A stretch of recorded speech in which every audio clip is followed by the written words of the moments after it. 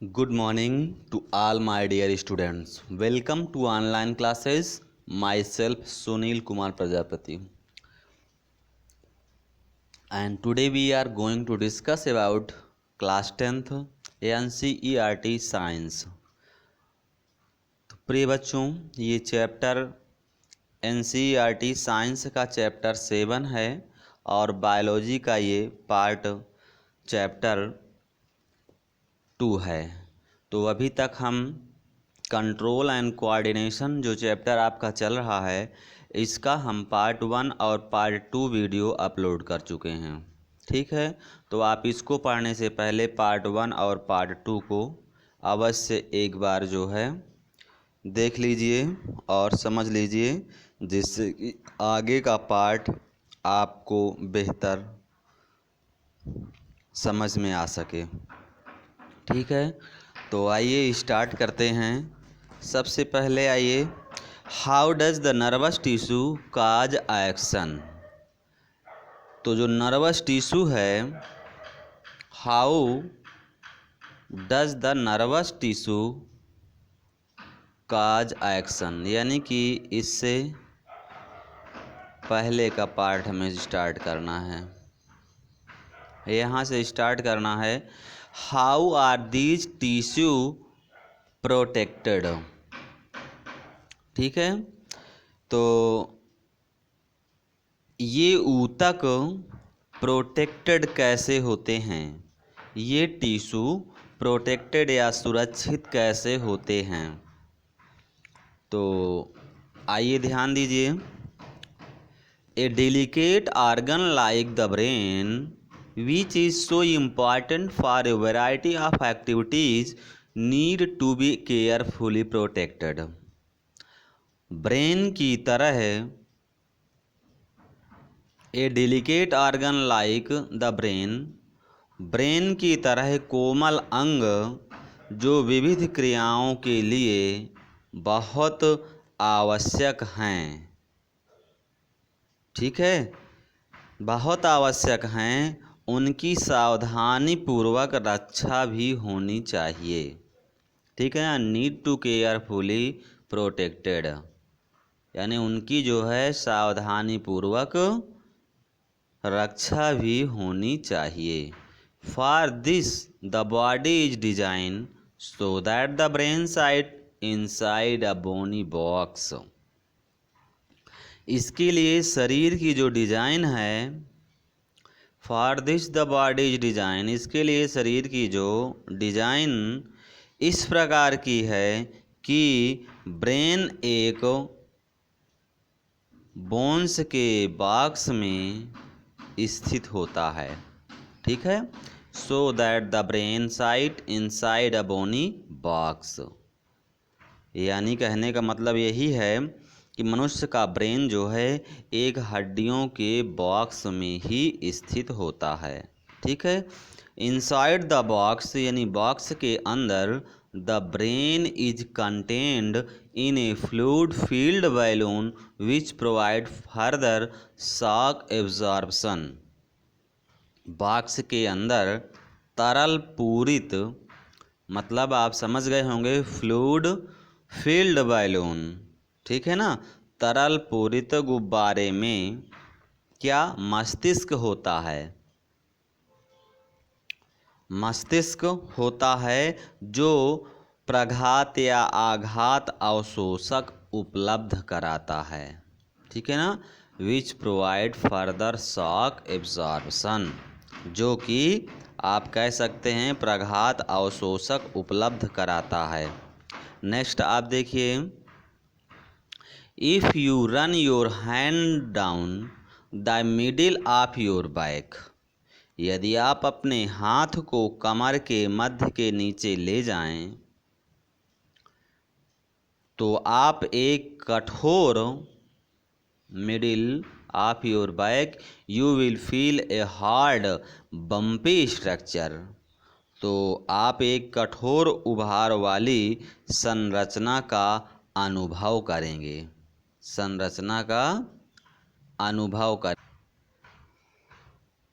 तो संरचना का यहाँ पे क्या अनुभव करेंगे। This is the vertebral column or backbone which protect the spinal cord.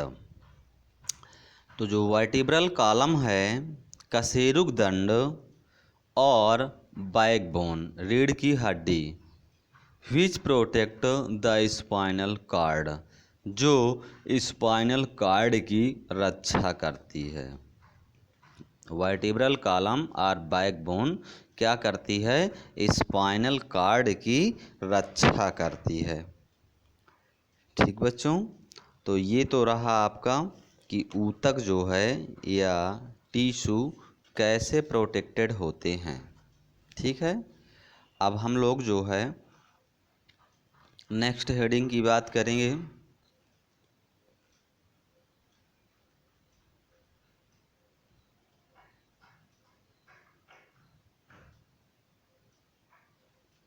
तो आइए स्टार्ट करते हैं next. How does the nervous tissue cause action. जो नर्वस टिश्यू है कैसे एक्शन करता है, कैसे क्रिया करता है। ठीक है, तो so far we have been talking about nervous tissue and how it collect information, send it around the body, processes information, makes decision based on information and convey decision to muscles for action। अब तक हम nervous tissue की चर्चा कर रहे थे। So far we have been talking about nervous tissue. अब तक हम नर्वस टिश्यू की चर्चा कर रहे थे और and how it collect information, यह कैसे सूचना को कलेक्ट करता है। Send it around the body, इन्हें शरीर में भेजता है। प्रोसेस इंफॉर्मेशन, सूचनाओं को संसाधित करता है। Makes decision based on information, और सूचनाओं के आधार पर निर्णय लेता है। ठीक है, and convey decision to muscle for action, और पेशियों तक क्रिया के लिए निर्णय को संवाहित करता है। ठीक है, इन अदर वर्ड, दूसरे शब्दों में, when the action or movement is to be performed, muscle tissue will do the final job। दूसरे शब्दों में, जब एक्शन या मूवमेंट संपन्न होनी होती है तो मसल टिश्यू अंतिम कार्य करेंगे, फाइनल जॉब या अंतिम कार्य करेंगे। ठीक है, जब मूवमेंट संपन्न होती है, when the action or movement is to performed, muscle tissue will do the final job। ठीक है, तो पेशी ऊतक अंतिम काम करेंगे। How do animal muscle move. Animal muscle कैसे मूव करती है। When a nerve impulse reaches the muscle fiber must move। जब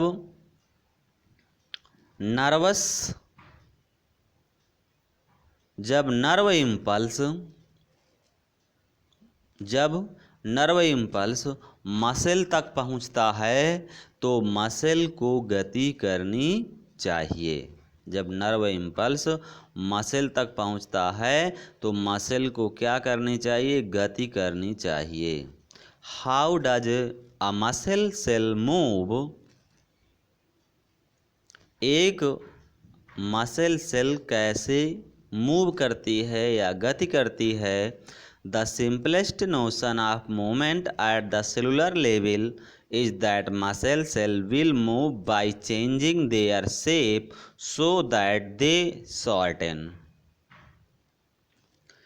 सेलुलर स्तर पर गति के लिए सबसे सरल धारणा है, क्या धारणा है?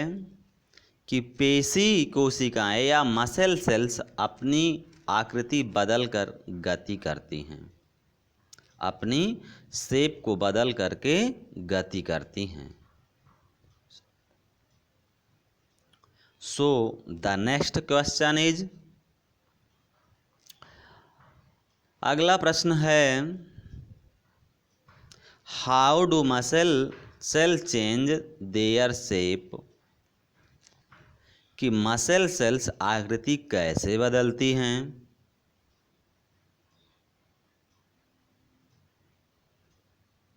The answer must lie in the chemistry of cellular components. इसका उत्तर है सेलुलर कंपोनेंट्स के रसायन या रसायन में निहित है। The answer must lies in the chemistry of cellular components ना। कहने का मतलब क्या है कि कोशिकीय अवयव या कोशिकीय घटक के रसायन में निहित है। ठीक है। Muscle cells have special protein that change both their shape and their arrangement in the cell in response to nervous electrical impulse. भाई मसल सेल में एक स्पेशल प्रकार की प्रोटीन होती है, एक स्पेशल प्रकार की प्रोटीन होती है जो उनकी शेप तथा व्यवस्था दोनों को ही बदल देती है, जो शेप तथा उनकी व्यवस्था दोनों को ही बदल देती है। कोशिका में यह नर्वस इलेक्ट्रिक इम्पल्स की रिस्पांस के फलस्वरूप होता है। When this happens, जब ये घटना होती है, new arrangement of these protein give the muscle cells A shorter form. तो इन प्रोटीन की नई व्यवस्था मसल की नई आकृति देती है। New arrangement of this protein give muscle a shorter form. ठीक है। Remember when we talked about muscle tissue in class 9th। याद कीजिए जब हमने कक्षा 9th में पेशी ऊतक, मस्कुलर टिश्यू या मसल सेल्स, ठीक है, की चर्चा की थी।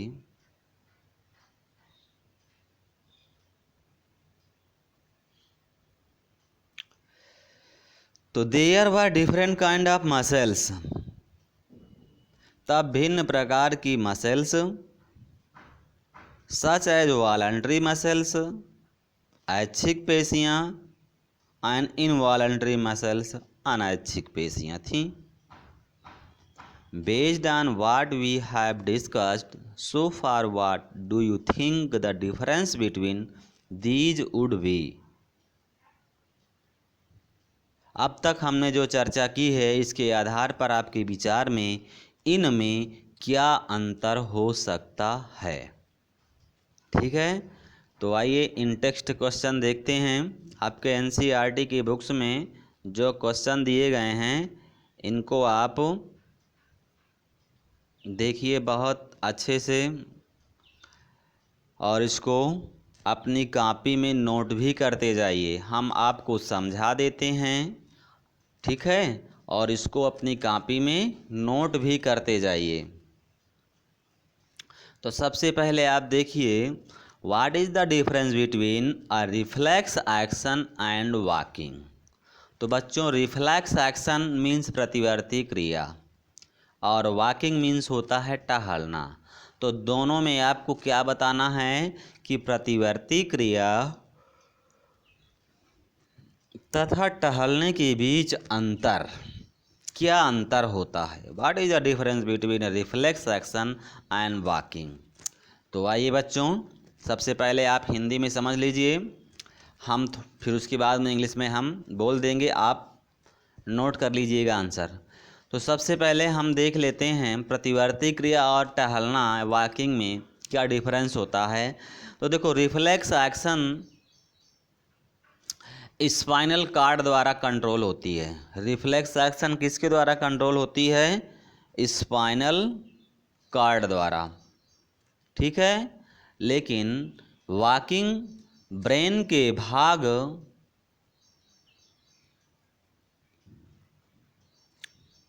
फोर ब्रेन द्वारा नियंत्रित होती है, ठीक है।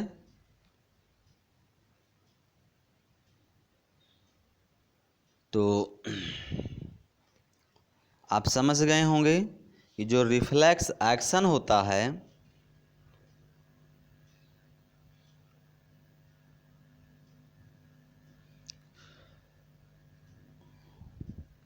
रिफ्लेक्स एक्शन की क्रिया किसके द्वारा कंट्रोल होती है?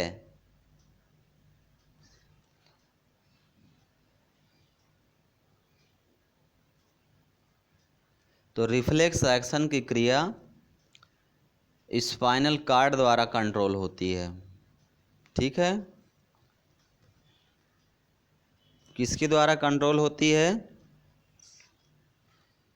स्पाइनल कार्ड के द्वारा कंट्रोल होती है, ठीक है।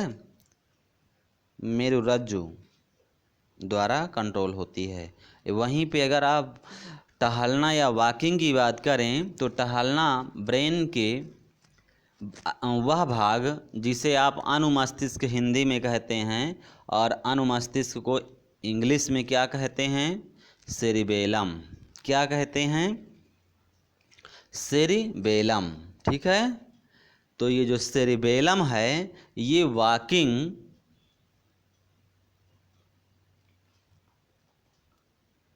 द्वारा जो है ये वॉकिंग कह सकते हैं कि ब्रेन का वह भाग सेरिबेलम द्वारा कंट्रोल होता है।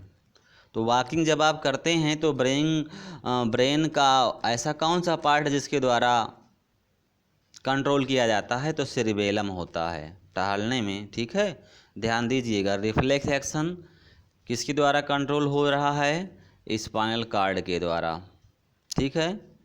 वहीं पे आपका वॉकिंग किसके द्वारा हो रहा है? सेरिबेलम के द्वारा। अच्छा, रिफ्लेक्स एक्शन क्या है? इनवॉलंटरी एक्टिविटीज़ है। रिफ्लेक्स एक्शन कैसी है? इनवॉलंटरी एक्टिविटीज़ है, जबकि वॉकिंग क्या है? वॉलंटरी एक्टिविटीज़ होती है, ठीक है। वहीं पे अगर थर्ड नंबर देखो कि यह क्रिया अत्यंत तेज अर्थात 1 सेकंड के सूक्ष्म अंश से में ही पूरी हो जाती है। यह क्रिया कैसी होती है? रिफ्लेक्स एक्शन की रिफ्लेक्स एक्शन क्रिया बहुत तेज होती है, यानी 1 सेकंड में ही पूरी हो जाती है। लेकिन टहलना इस क्रिया में अधिक समय लगता है ना, क्योंकि पहले मस्तिष्क विचार करता है तथा सूचना को तंत्रिका के माध्यम से पेशियों तक पहुंचाता है, ठीक है। अगर आप इसका आंसर लिखना चाहें तो आंसर आप नोट कर लीजिए। Reflex action are spontaneous automatic mechanical responses which are not under will and are controlled by spinal cord,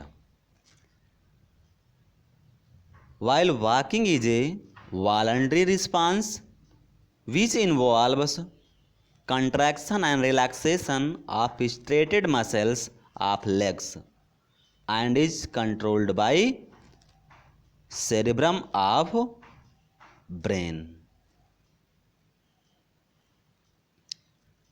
controlled by किसके द्वारा? सेरिबेलम, ठीक है ना। सेरिबेलम को ही यहाँ पे कहा गया है अनुमस्तिष्क, सेरिबेलम, ठीक है ना। तो controlled by cerebellum of brain.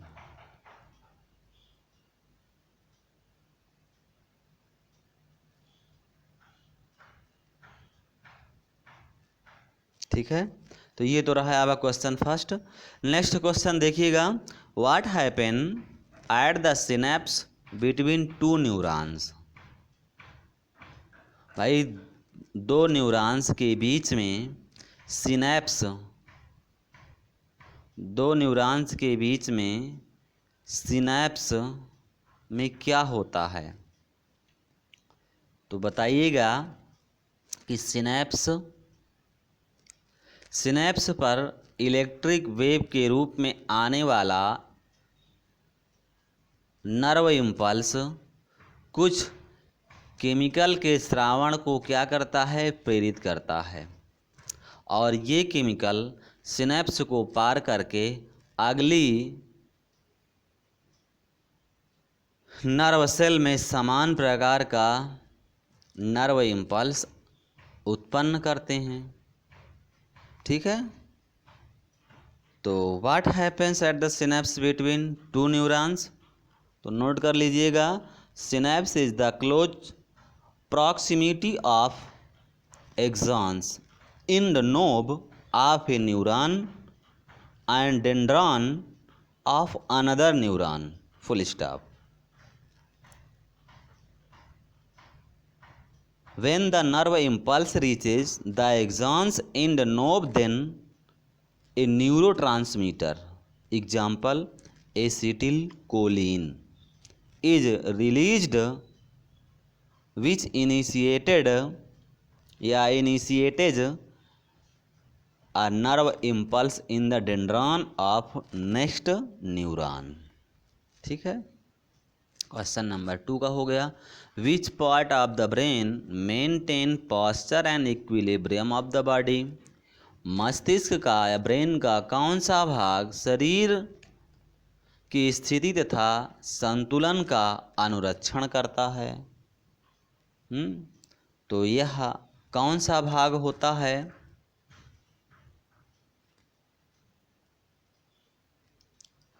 तो इसको हम लोग क्या कहते हैं, सेरिबेलम। क्या कहते हैं, सेरिबेलम, अनुमस्तिष्क। ब्रेन का कौन सा भाग जो शरीर की स्थिति तथा संतुलन का अनुरक्षण करता है। जैसे वहाँ पे भी आपने देखा था ना कि टहलना, वॉकिंग को कौन कंट्रोल कर रहा था, सेरिबेलम कंट्रोल कर रहा था। तो वही तो है कि मस्तिष्क का कौन सा भाग शरीर की स्थिति और संतुलन का अनुरक्षण करता है, तो उसको बोलते हैं सेरिबेलम। ठीक है, तो आप इसको नोट कर लीजिएगा कि posture and equilibrium of the body is maintained by cerebellum of hind brain. ठीक है, क्वेश्चन नंबर 4 देखिए, how do we detect the smell of an agarbatti, incense stick. ठीक है, हम एक अगरबत्ती की गंध का पता कैसे लगाते हैं। तो अगरबत्ती की स्मेल का पता कैसे लगाते हैं,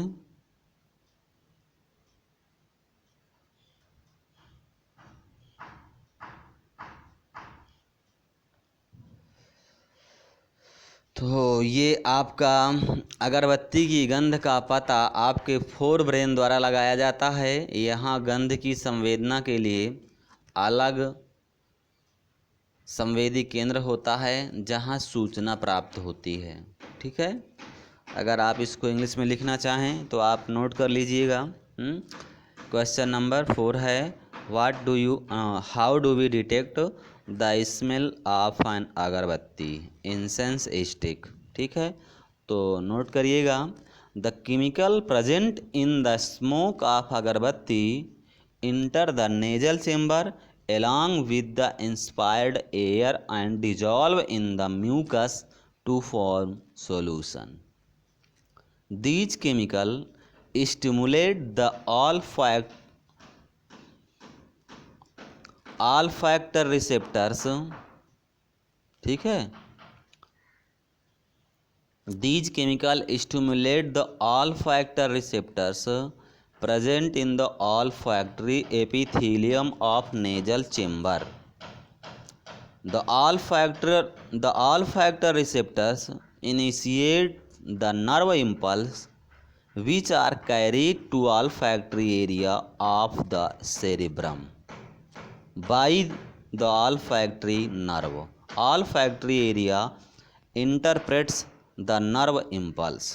ठीक है, इसको आप क्वेश्चन नंबर 5 कह रहा है what is the role of the brain in reflex action. भाई रिफ्लेक्स एक्शन में ब्रेन की क्या भूमिका होती है। तो रिफ्लेक्स एक्शन स्पाइनल कार्ड द्वारा संपन्न होती है। रिफ्लेक्स आर्च इसी स्पाइनल कार्ड में बनते हैं। यद्यपि आगत सूचनाएं आने वाली जो होती हैं सूचनाएं मस्तिष्क तक दी जाती हैं और सामान्य रिफ्लेक्स एक्शन जैसे पुतली के आकार में परिवर्तन या कोई सोची क्रिया जैसे कुर्सी खिसकाना उसको मध्य एक और पेशी गति का सेट है जिस पर हमारे सोचने का कोई नियंत्रण नहीं है। इन अनैच्छिक क्रियाओं में से कई मध्य मस्तिष्क तथा पश्च मस्तिष्क से नियंत्रित होती हैं और ये सभी अनैच्छिक क्रियाएं जैसे कि ब्लड प्रेशर, रक्तदाब, सलाइवरी या लार आना, वेसन, वोमिटिंग, उल्टी आना पश्च मस्तिष्क स्थित मेडुला द्वारा ये नियंत्रित होती हैं। ठीक है, अगर आप इसको इंग्लिश में लिखना चाहें तो आप नोट कर लीजिएगा। ठीक है, what is the role of the brain in reflex action.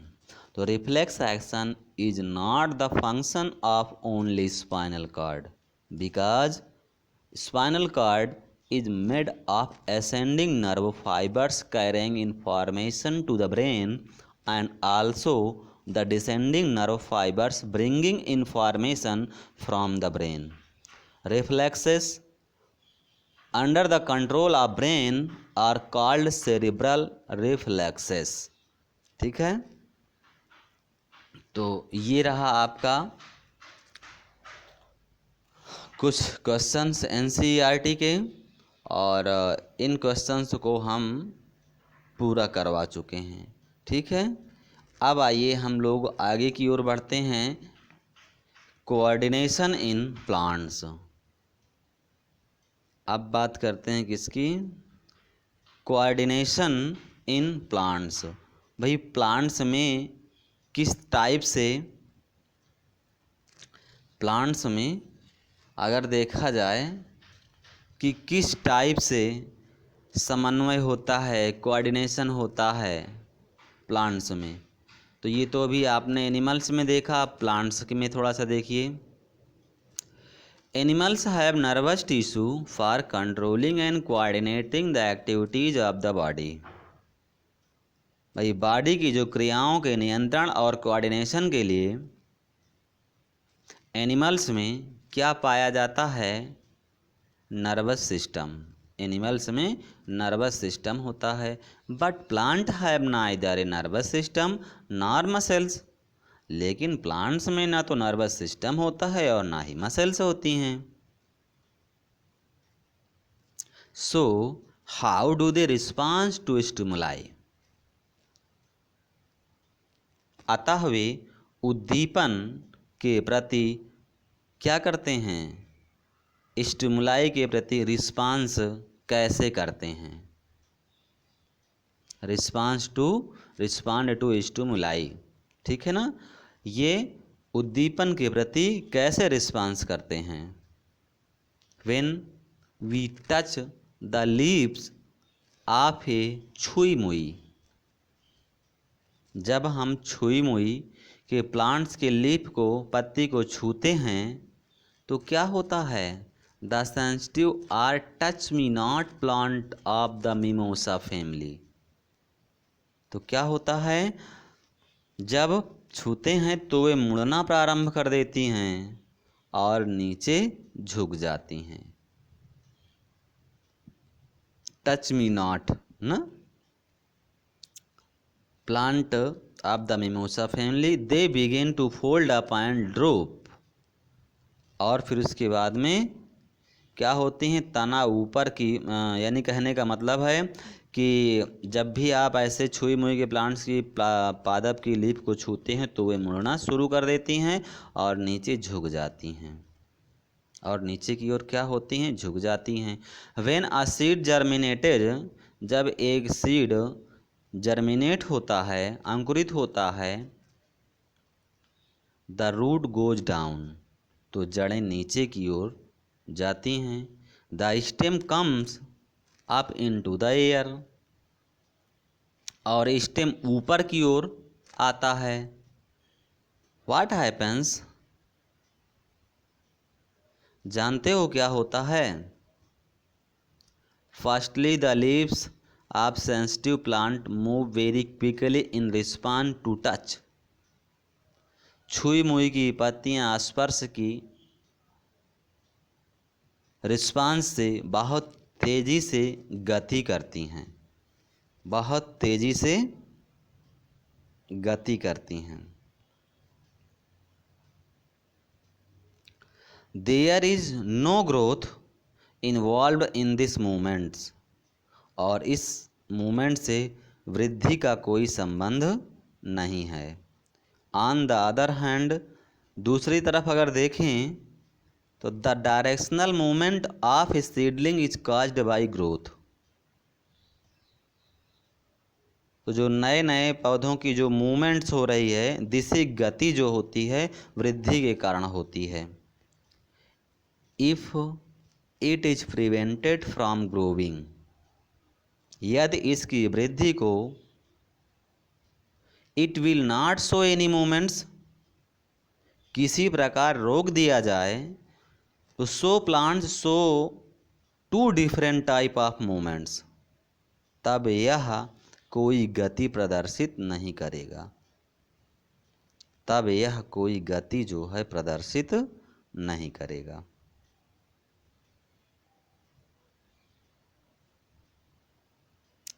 So plants show two different type of movements, one dependent on growth and other independent on growth of growth। ठीक है, तो अतः पादप दो भिन्न प्रकार का मूवमेंट्स दर्शाते हैं, दो भिन्न प्रकार का मूवमेंट्स दर्शाते हैं।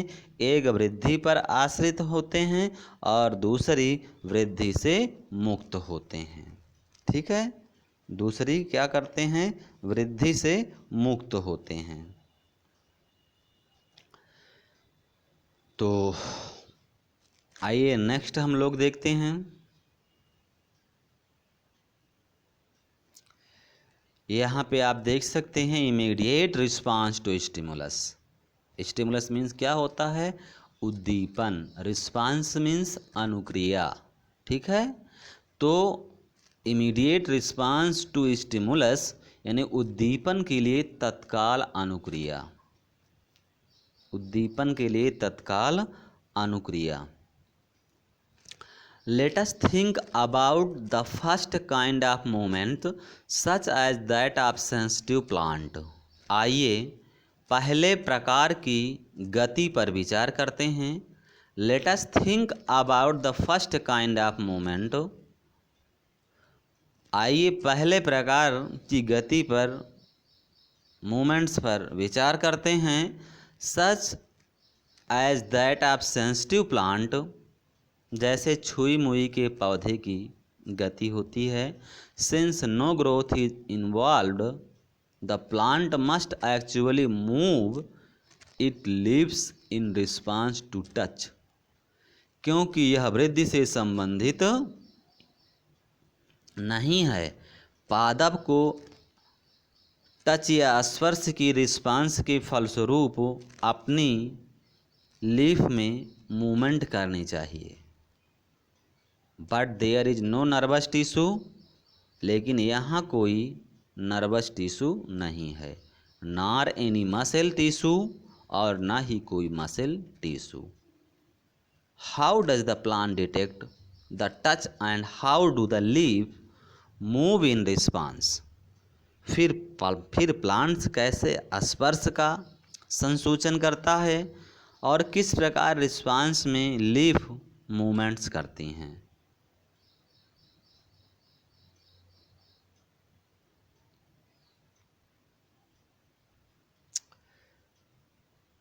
If we think about there exactly the plant is touch, यदि हम विचार करें कि पौधे को एग्जैक्टली किस पॉइंट पर छुआ जाता है और पौधे के किस भाग में गति होती है? And what part of the plant actually moves? It is apparent that movement happens at a point different from the point of touch. यह आभासी है कि स्पर्श वाला बिंदु तथा गति वाला बिंदु दोनों क्या हैं? भिन्न हैं. So information that a touch has occurred must be communicated. अतः स्पर्श होने की सूचना कम्युनिकेटेड या संचारित होनी चाहिए. The plants also use electrical chemical means to convey this information from cell to cell, but unlike in animals there is no specialised tissue in plants for the conduction of information. तो plants इन सूचना को एक cell से दूसरी cell तक कैसे communicate करने के लिए क्या करते हैं? इलेक्ट्रिक केमिकल, ठीक है, वैद्युत रसायन साधन का उपयोग भी करते हैं. इलेक्ट्रिक केमिकल्स का उपयोग भी करते हैं, ठीक है. लेकिन जंतुओं की तरह पादप में सूचनाओं के चलन के लिए कोई स्पेशलाइज्ड टिश्यू नहीं होते हैं. कोई specialised tissue in plants for the conduction of information नहीं होते हैं. फाइनली अंत में अगर देखा जाए तो अगेन एज इन एनिमल्स, अंत में जंतुओं की तरह गति करने के लिए some cell must change shape in order for movement to happen.